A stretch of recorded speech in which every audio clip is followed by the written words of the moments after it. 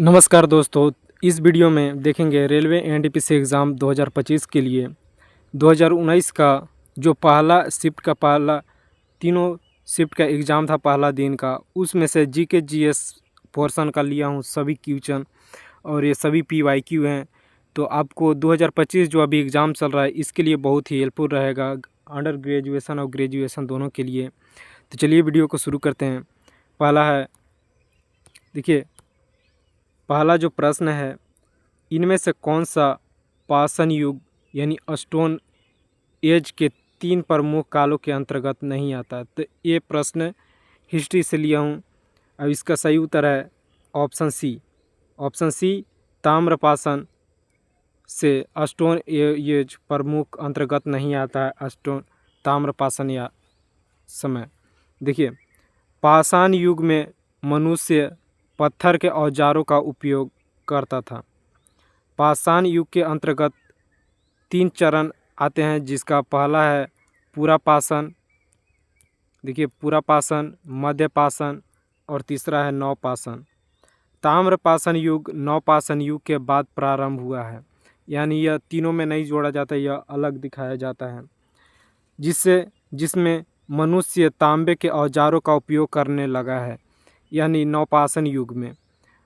और लगभग 5000 ईसा पूर्व मनुष्य लैग कर रहा है थोड़ा, मनुष्य ने सर्वप्रथम तांबा धातु का प्रयोग किया था। आगे देखते हैं,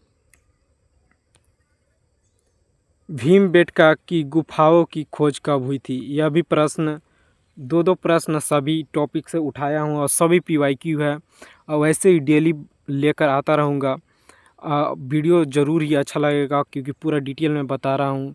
चैनल को प्लीज़ सब्सक्राइब करके रखना क्योंकि बहुत ही मददगार होगा। देखिए भीमबेटका गुफाओं का खोज हुआ था, तो ऑप्शन बी 1957 से 1958 के बीच में, यानी 57 से 58 इसी ईयर में भीमबेटका का खोज हुआ था। देखिए भीमबेटका गुफाओं भारत के मध्य प्रदेश के रायसेन जिले में स्थित है। यहाँ से आपको 2 प्रश्न का उत्तर मिल गया। एक कि भीमबेटका भारत के किस राज्य में है और किस जिले में, तो मध्य प्रदेश राज्य के रायसेन जिले में स्थित है। और यह गुफाओं चारों तरफ से विंध्य पर्वतमालाओं से घिरी हुई है। यह भी पता चल गया कि विंध्य पर्वतमालाओं से घिरा हुआ है।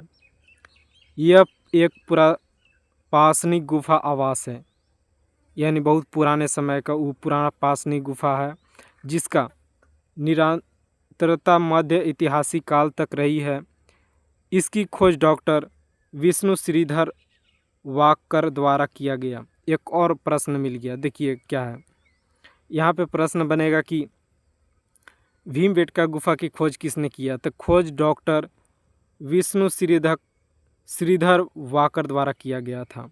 और ईयर तो पता है ही 1957 से 58 ईस्वी में। वर्ष 2003 में यूनेस्को ने इसे विश्व धरोहर घोषित किया था। अगला देखते हैं, अगला है नीचे दिए गए शासकों का सही कालानुक्रम करें। तो देखिए दिया गया है ऑप्शन तैमूर, मोहम्मद गजनवी, चंगेज खां और मुहम्मद गौरी। यह सभी का शासनकाल के कालक्रम के अनुसार बताना है। तो देखिए सभी का तीसरा होगा, पहले तीसरा ऑप्शन सी और सही उत्तर होगा किस प्रकार, पहले दूसरा यानी मोहम्मद गजनवी, फिर चौथा मोहम्मद गौरी का शासनकाल आया, फिर तीसरा यानी चंगेज खान का आया, फिर तैमूर का आया। इस प्रकार है मोहम्मद गजनवी जो को पहला बताया था 1958 से 1030 ईसा पूर्व चला, और मोहम्मद गौरी 1173 से 1200 ईस्वी में, चंगेज खां 1206 से 1227 चला और तैमूर का 1370 से 1405 तक चला। अगला देखते हैं, अगला है पुस्तक तहकीक माल हिंद किसने लिखी है। बोलने में भी थोड़ा गड़बड़ हो रहा है। तो इसका उत्तर होगा ऑप्शन डी, अल बरूनी ने। पुस्तक जो कि तहकीक मालिल हिंद अल बरूनी ने लिखा है। देखिए कौन सी भाषा में। यह अल बरूनी एक फारसी भाषा विद्वानिक लेखक हैं और ये लेखक वैज्ञानिक, धर्मज्ञ तथा विचारक थे। ये लेखक भी थे, वैज्ञानिक भी थे, धर्मज्ञ और विचारक भी थे। इनका जन्म खीवा यानी ख्वारिज़्म में सन 973 ईस्वी में हुआ था, जो अब उज़्बेकिस्तान में है। तो इनका जन्म उज़्बेकिस्तान में हुआ था और वह मोहम्मद गजनवी के साथ भारत में आया था। वह पहला मुस्लिम लेखक था जिसने भारत की संस्कृति और परंपरा के बारे में व्यापक अध्ययन किया था। अल बरूनी ने खगोल शास्त्र, ज्योतिष शास्त्र, गणित, साहित्य आदि विषयों पर किताबें लिखी। इन्होंने तहकीक मालिल हिंद पुस्तक लिखी है। आगे देखते हैं अगला प्रश्न। औपनिवेशिक शासन काल की स्थापना निम्न में से सबसे पहले कहाँ हुई थी? तो औपनिवेशिक शासन की बंगाल में सबसे पहले स्थापना हुआ था। देखिए औपनिवेशिक शासन सर्वप्रथम बंगाल में स्थापित किया गया था। बंगाल प्रांत में सर्वप्रथम ग्रामीण समाज में पूर्ण व्यवस्थित करने और भूमि संबंधी अधिकारों की नई व्यवस्था लागू करने तथा एक नई राजस्व प्रणाली स्थापित करने के लिए प्रयत्न किए गए थे। इसी को बोलते हैं औपनिवेशिक शासन। अगला, बंगाल का पहला अंग्रेजी कारखाना 1651 में किस नदी के तट पर स्थापित किया गया था? तो उत्तर होगा ऑप्शन सी, हुगली नदी, जो कि फेमस भी है। तो पहला अंग्रेजी कारखाना बंगाल में, यह भी प्रश्न बनेगा कब खुला था, तो उसमें नदी का नाम दे देगा और पूछेगा कब स्थापित किया गया था। तो डेट है 1651 में और किस नदी के किनारे? तो हुगली नदी के तट पर। देखिए बंगाल में अंग्रेज का सर्वप्रथम व्यापारिक वर्ष 1651 ईस्वी में प्राप्त हुई, जब बंगाल के सूबेदार शाहजहां का दूसरा जो बेटा था, उसने एक फरमान जारी किया कि कंपनी को 3000 रुपया वार्षिक दर के बदले बंगाल, बिहार और उड़ीसा में उसे व्यापार करने का विशेष अधिकार प्राप्त किया था। यानी उसे 3000 रुपया वार्षिक दर से देना होगा वहाँ पे व्यापार करने के लिए अंग्रेज़ों को। यह शाहजहां का दूसरा बेटा शाह शुजा ने कहा था और शाह शुजा की अनुमति से बंगाल में पहला अंग्रेजी कारखाना, जो कि अभी बताया 1651 में हुगली नदी के तट पर स्थापित किया गया तथा अंग्रेज अधिकारी ब्रेजमैन को इस कारखाने फैक्ट्री का प्रधान नियुक्त किया गया था। यह भी इम्पोर्टेंट है कि कौन सा अधिकारी नियुक्त किया गया था? ब्रेजमैन। अगला प्रश्न है दोस्तों, संयुक्त राज्य अमेरिका का कौन सा राज्य पहले रूस का भाग था? तो मैप में भी देख लीजिएगा, जो अमेरिका संयुक्त राज्य उसे रसिया से ख़रीदा है, तो वह है ऑप्शन डी, अलास्का। अलास्का जो कि वर्तमान में संयुक्त राज्य अमेरिका यानी यूएसए का घटक राज्य है, परंतु यह 1867 ईस्वी में पूर्व यह सोवियत संघ यानी रसिया का भाग करता था। पूर्व में इसे रूस के स्वर्ग नाम से संदर्भित किया जाता था उस समय, परंतु 1867 की संधि के कारण अमेरिका को हस्तांतरित कर दिया, यानी उसे दे दिया अमेरिका को रसिया ने, या सोवियत संघ बोल सकते हैं। अगला, निम्नलिखित में से किसका संबंध भारतीय स्वतंत्रता संग्राम से नहीं है?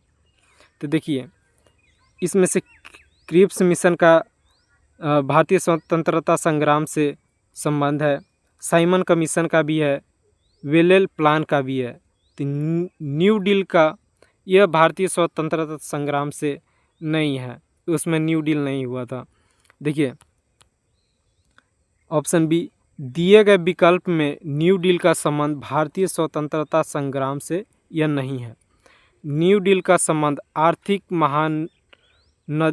महामंदी से उबरने के लिए अमेरिकी राष्ट्रपति रूजवेल्ट ने 1933 से 1938 के बीच न्यू डील नामक कार्य योजना घोषणा की, जबकि क्रिप्स मिशन 1942, साइमन कमीशन 1928 में लाया गया था और वेवेल प्लान 1945 ईस्वी में लाया गया था। यह संबंध रखते हैं भारतीय स्वतंत्रता संग्राम से। देखिए 3 और इसमें बन गए। देखिए क्रिप्स मिशन कब लाया गया था, प्रश्न बनेगा 1942 में लाया गया था और साइमन कमीशन 1928 में, और वेवेल प्लान जो कि 1945 में लाया गया था। अगला प्रश्न देखते हैं। अगला है 1925 में केंद्रीय विधानसभा का प्रथम निर्वाचित अध्यक्ष निम्नलिखित में से कौन था। तो उत्तर होगा ऑप्शन बी, विठल भाई पटेल। विठल भाई पटेल जी थे एक भारतीय जो कि राजनीतिक नेता, स्वराज पार्टी के सह-स्थापक और सरदार पटेल के बड़े भाई थे। तो एक और बात पता चला, विठल भाई पटेल जो कि सरदार वल्लभ भाई पटेल के बड़े भाई थे। और ये विठल भाई पटेल इन्होंने 1925 में केंद्रीय विधानसभा के अध्यक्ष चुने गए थे। अगला है अंकीकृत किए जाने के समय भारतीय संविधान सबसे लंबा संविधान था, जिसमें मूलतः कौन से कितने अनुच्छेद थे। तो इसका उत्तर होगा ऑप्शन डी, 395। यह आर्टिकल से प्रश्न उठाया हूँ। इसका देखिए पूरा डिटेल बताता हूँ। भारत का संविधान 26 नवंबर 1949 को बना था। भारत की संविधान सभा के द्वारा पारित हुआ और इसे 26 जनवरी 1950 में लागू किया गया। इतने तारीख को बन के तैयार हो गया था और इसे पारित कर दिया गया था, लेकिन लागू किया गया था 26 जनवरी 1950 को, और 26 नवंबर 1949 को पूछेगा तो इसे पारित किया गया था। यह प्रश्न में बनाइएगा उत्तर। आगे, भारत का संविधान विश्व के गणतांत्रिक देशों में सबसे बड़ा लिखित संविधान है। तो प्रश्न ऐसे बनेगा कि दुनिया में सबसे बड़ा लिखित संविधान कौन सा है, तो वह भारत का संविधान ही है। संविधान निर्माण के समय इसे कुल 395 अनुच्छेद यानी 395 आर्टिकल जो कि ऑप्शन बी है और 8 अनुसूची 22 भागों में विभाजित किया गया था। अगला है, इस ब्रह्मांड में मौजूद प्रत्येक वस्तु जो पदार्थ से निर्मित है उसे वैज्ञानिकों ने क्या नाम दिया है। तो उत्तर होगा ऑप्शन डी, द्रव्य। देखिए ब्रह्मांड में मौजूद प्रत्येक वस्तु जिस पदार्थ से निर्मित है, यानी जो भी वस्तु दिख रहे हैं आपको, उसे वैज्ञानिकों ने द्रव्य यानी मैटर नाम दिया है। विदित है कि वह वस्तु जो स्थान घेरती है उसे द्रव्यमान होता है तथा जिसका अनुभव प्रत्यक्ष अथवा अप्रत्यक्ष हम अपनी इंद्रियों द्वारा कर सकते हैं वह द्रव्य या पदार्थ कहलाता है। जैसे लोहा, कोयला, लकड़ी और कागज़ यह पदार्थ कहलाते हैं, जिसे हम यहाँ पे बताया गया कि जिसे हम अपने इंद्रियों से के द्वारा अप्रत्यक्ष और प्रत्यक्ष अनुभव उसका कर सकते हैं, वह मैटर या पदार्थ हैं या द्रव्य हैं। अगला है आकाशगंगा की निकटतम स्पाइरल गैलेक्सी यानी स्पाइरल गैलेक्सी कौन सी है। देखिए जीके, जीएस और विज्ञान इस सभी क्वेश्चन को निचोड़कर इसमें डाला गया है। देखिए इसका उत्तर होगा ऑप्शन सी, एंड्रोमेडा गैलेक्सी। यह स्पाइरल गैलेक्सी आकाशगंगा की निकटतम गैलेक्सी है। देखिए आकाशगंगा की निकटतम स्पाइरल गैलेक्सी एंड्रोमेडा, जिसको देव यानी हिंदी में कहते हैं गैलेक्सी, एंड्रोमेडा स्पाइर लाकर जो कि तारापुंज है, जिसे M31 के रूप में भी जाना जाता है तथा इसे लगभग 1 ट्रिलियन तारे विद्यमान हैं। इस गैलेक्सी में 1 ट्रिलियन तारा विद्यमान है और 2.5 मिलियन प्रकाश वर्ष दूर स्थित आकाशगंगा पृथ्वी से इतनी करीब है कि शायद शरद ऋतु के दौरान आकाश में एक सिगार के धुएं के आकार के रूप फिर लेकर गया। देखिए, आकार के रूप में दिखाई देता है, सिगार के धुएं के आकार के रूप में दिखाई देता है, इतना नज़दीक है। अगला, सही कथन का चयन करना है। देखिए, सही कथन, पहले कथन को समझ लेते हैं। निवेश गुणन जिसको MPC के साथ धनात्मक रूप से संबंधित होता है, यह सही लग रहा है और सॉरी, यह सही भी है। और देखिए, अगला देख लेते हैं। उपभोग फलन की प्रवणता APC द्वारा इंगित की जाती है, न कि MPC द्वारा। तो यह गलत है।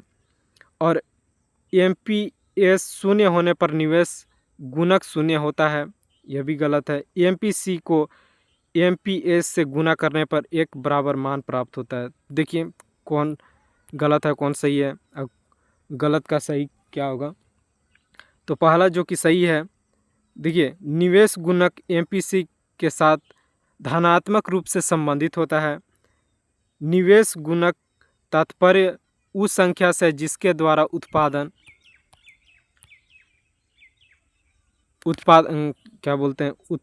का या आय में वृद्धि, निवेश में वृद्धि में अधिक हो जाती है। इसे आय में परिवर्तित और निवेश में परिवर्तित के बीच के अनुपात में रूप में मापा जाता है और इसे के रूप में दर्शाया जाता है। अगला देखते हैं। अगला प्रश्न है, इनमें से क्या किसी फर्म के लिए परिवर्तनीय लागत नहीं है? तो ऑप्शन सी, संपत्ति कर।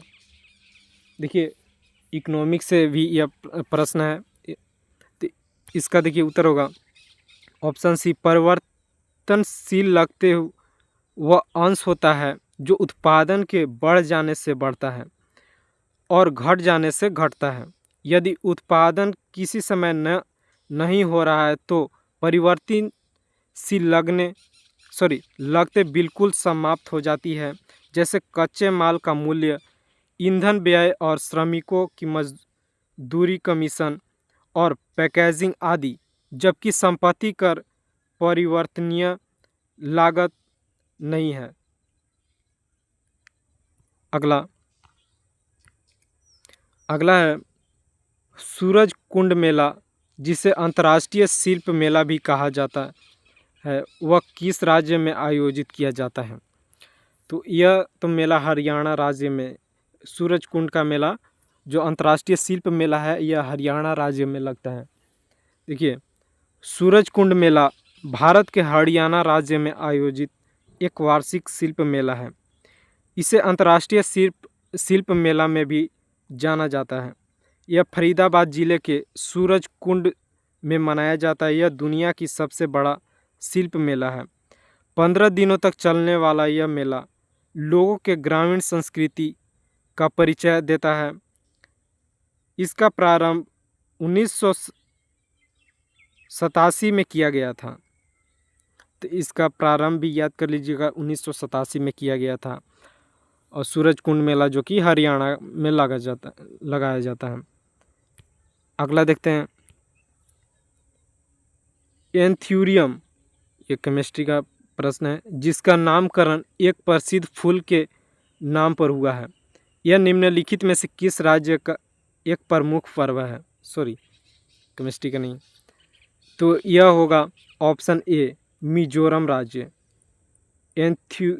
एंथ्यूरियम यह नामकरण मिजोरम राज्य के प्रसिद्ध फूल का है, यानी फूल के नाम पर पर्व का प्रमुख नाम है। देखिए, दिल के आकार के एंथ्यूरियम फूल भारत के मिजोरम राज्य में पाए जाते हैं, जो कि बड़ा बड़ा दिखते होंगे। बीच में सूरजमुखी जैसा होता है, यानी बड़ा होता है, सूरजमुखी जैसा पीला नहीं होता, थोड़ा लाल टाइप का होता है। उस इंथेरियम उसी प्रकार का होता है, गूगल में सर्च भी कर लीजिएगा। इन्हीं फूलों के नाम पर यहाँ इंथेरियम फेस्टिवल मनाया जाता है, फेस्टिवल यानी त्यौहार मनाया जाता है, पर्व। लोसर ड्री सोलुंग अरुणाचल प्रदेश में मनाया जाता है तथा लुई नंगाई नी चोरावोबा मणिपुर में तथा आओलेंग हॉर्नबिल फेस्टिवल नागालैंड में मनाया जाता है, प्रमुख त्यौहार है। हॉर्नबिल फेमस भी है, यह प्रश्न बहुत उठता है, तो हॉर्नबिल याद रखिएगा, नागालैंड में मनाया जाता है। अगला है, निम्नलिखित में से कौन सी शक्ति इकाई नहीं है? यह फिजिक्स का क्वेश्चन है। इसका उत्तर होगा ऑप्शन बी, किलोवाट शक्ति इकाई नहीं है। बाकी वाट शक्ति यानी पावर का इकाई है, जूल पर सेकेंड यह भी इकाई है, अश्व शक्ति यह भी इकाई है। देखिए, किलोवाट घंटा ऊर्जा का मात्रक है, यह शक्ति का नहीं हुआ, यह ऊर्जा का मात्रक है। इसे विद्युत ऊर्जा की खपत की मात्रा के रूप में व्यक्त किया जाता है। इसका संक्षिप्त रूप जो देखिए KWH के रूप में यानी किलो वाट आवर में मेजर किया जाता है। इसे यूनिट में भी व्यक्त किया जाता है, जैसे 1 किलोवाट घंटा यानी 1 किलोवाट आवर में 3.6 10 के पावर 6 यानी 3.6 गुने 10 के पावर 6 जूल 1 किलोवाट आवर का वैल्यू होता है। जबकि जूल पर सेकेंड अश्व शक्ति और वाट शक्ति का इकाई हैं। अगला, निम्नलिखित में से कौन सी ऊष्मीय ऊर्जा की इकाई नहीं है? तो वो होगा ऑप्शन ए, किलोवाट ऊष्मीय ऊर्जा की इकाई नहीं है। देखिए, ऊष्मीय ऊर्जा की इकाई किलोवाट नहीं है। किलोवाट विद्युत सामर्थ्य अथवा शक्ति की इकाई होती है। अगला, निम्नलिखित में से किसके अणुओं के बीच आकर्षण बल अधिकतम होता है? तो उत्तर होगा ठोस। जो पदार्थ होते हैं, जैसे द्रव्य हो गए, गैस हो गए, प्लाज्मा, ठोस, इन सभी में ठोस जो कि उनके अणु यानी जो उनके एटम होते हैं वो सबसे क्लोज में होते हैं, जिनमें अधिकतम बल लगा होता है, जुड़े होते हैं एक दूसरे से, फोर्स यानी अधिकतम फोर्स के कारण जुड़े होते हैं। देखिए आगे, ठोस पदार्थ की एक अवस्था है जो कि अभी बताया, यानी मटेरियल की अवस्था, जिसकी पहचान पदार्थ की संरचनात्मक दृढ़ता और विकृति यानी आकार और आयतन स्वरूप में परिवर्तित के प्रति विरोध के गुण के आधार पर की जाती है। ठोस पदार्थों में उच्च यंग मापांक और अपरूपता मापांक होते हैं। ठोस के अणुओं के बीच आकर्षण बल अधिकतम होता है। द्रव्य के अणुओं के बीच आकर्षण बल ठोस के अणुओं से कम तथा गैस के अणु यानी गैस के जो एटम होते हैं, लय कर रहा है,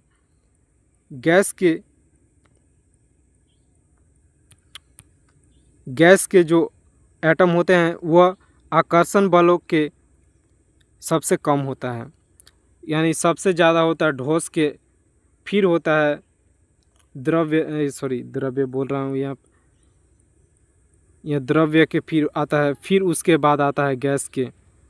इन सभी में पहले नंबर पर सबसे जोरदार जो फोर्स लगा होता है, जिससे जकड़ा होता है ठोस। जैसे एग्जाम्पल ले लो पत्थर जो कि एक अणुओं यानी एटम से, छोटे छोटे एटम से मिलकर जकड़ा हुआ है।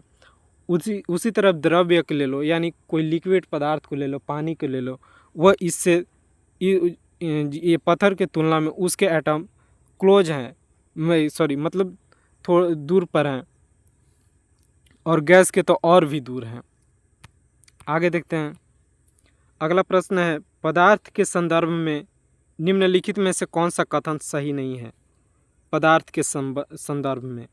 तो ऑप्शन ए जो कि पदार्थ के कणों के बीच कोई आकर्षण बल नहीं होता। तो अभी तो पीछे बताया कि जो पदार्थ होते हैं उसके बीच क्या बोलते हैं आकर्षण बल यानी फोर्स होता है, तभी तो वो दोनों जकड़े होते हैं। गैस में भी ले लो, भले ही ज़्यादा दूर हो, इतने दूर के दूरी पर, लेकिन उनमें भी आकर्षण बल होता है, तभी गैस को यानी वो टुकड़े से ही बना हुआ है, परमाणु के एटम के टुकड़े से ही। देखिए, पदार्थ के कण द्वारा वायु में सतत स्थानांतरित होते हैं, तो यह तो कथन सही है। पदार्थ कणों से बना होता है यानी एटम से, तो यह भी सही है। पदार्थ के कणों के बीच अंतर होता है, अंतर तो होता ही है, यह भी सही है। देखिए, यह वही है। अगला देख लेते हैं। अगला प्रश्न है, जीव विज्ञान की कौन सी शाखा वंशानुक्रम पैटर्न के माध्यम पर केंद्रित है? तो देखिए, ऑप्शन सी आनुवंशिकी, यह शाखा वंशानुक्रम पैटर्न के माध्यम पर केंद्रित है जीव विज्ञान की।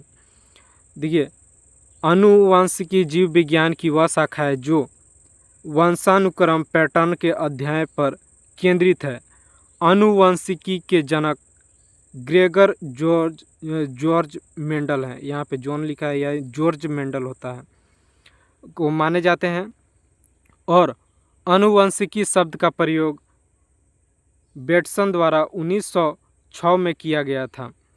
प्रत्येक जीव में बहुत से ऐसे गुण होते हैं जो पीढ़ी दर पीढ़ी माता पिता से उनके संतानों में संचरित होती रहते हैं, जैसे जेनेटिक्स से, जैसे हेरिटेंस। अभी बताता हूँ, 10th में भी है, 8 में भी है, 12th में भी है, बायोलॉजी में आपने अगर पढ़ा होगा तो पता होगा। जीन हेरिटेंस जो ट्रांसफ़र होता है अपने माता पिता से, उसी के बारे में। और इसका जॉर्ज मेंडल ने आपको पता होगा फाउंडर माने जाते हैं या जनक माने जाते हैं। तो संतानों में संचारित होते हैं। जीवों के इन मूल गुणों का समारंभ आनुवंशिकता कहते हैं। इसी कारण प्रत्येक जीव के गुण अपने माता पिता के समान मिलते हैं। और इसका सबसे पहले ये प्रयोग किया था जॉर्ज मेंडल ने मटर पर। इससे प्रश्न भी बनेगा। अगला, सब्जियों, फलों और फूलों जैसी उच्च मूल्य वाली फसलों की खेती को क्या कहा जाता है? तो उत्तर होगा ऑप्शन डी, हॉर्टिकल्चर कहा जाता है सब्जियों, फलों और फूलों के उच्च मूल्य वाली फसलों की खेती को। देखिए, हॉर्टिकल्चर विज्ञान वह शाखा है जिसमें अनाज, फूल पौधों को उगाने से लेकर व्यापार तक अध्ययन किया जाता है। हॉर्टिकल्चर मानव उपयोग के लिए इस्तेमाल होने वाले पौधे के विज्ञान, तकनीकी विपणन से जुड़े क्षेत्र हैं। इसे दो भाग खाद्य, जिसमें फल, सब्जी, अनाज आते हैं, तथा अखाद्य में फूल पौधे के रूप में जाना जाता है। अगला, कंप्यूटर के किस भाग को नर्व सेंटर कहा जाता है? तो ऑप्शन सी होगा कंट्रोल यूनिट को। कंट्रोल यूनिट को ही नर्व सेंटर कहा जाता है। देखिए, कंट्रोल यूनिट को कंप्यूटर का नर्व सेंटर कहा जाता है। यह कंप्यूटर के सारे कार्यों का नियंत्रित करता है।